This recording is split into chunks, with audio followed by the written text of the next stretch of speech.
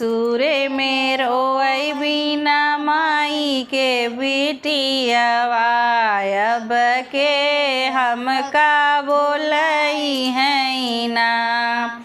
ससुरे में रोई बिना माई के बिटियावा अब के हम का बोलई है ना। पापा जे हमरे वही दिन बिसरी गए, पापा जे हमरे वही दिन बिसरी गए, जब आई मैं महतारी ना। ससुरे में रोई बिना माई के बिटियावा अब के हम का बोलई है ना। चाचा त हमरे वही दिन बिसरी गए, चाचा त हमरे वही दिन बिसरी गए, जब चाची गईली अलगाई ना।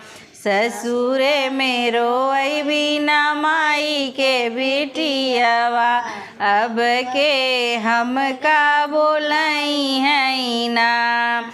भैया त हमरे वही दिन बिसरी गए, भैया त हमरे वही दिन बिसरी गए, जब भौजी गवने आई ना।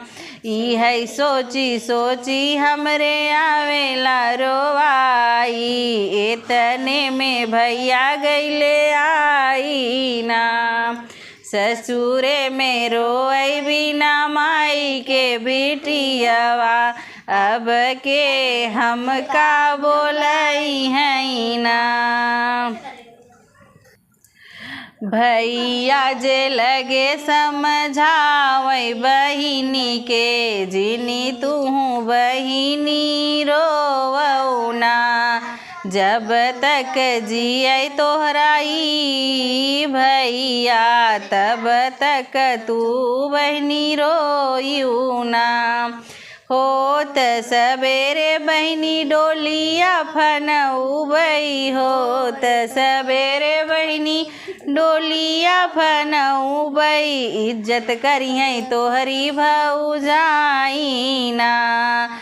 ससुरे में रोई बिना माई के बिटियावा अब के हम का बोलई है ना।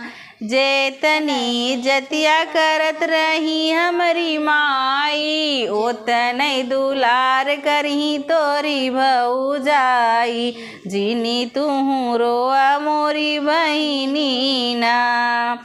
ससुरे में रोई बिना माई के बिटियावा अब के हम का बोलई है ना।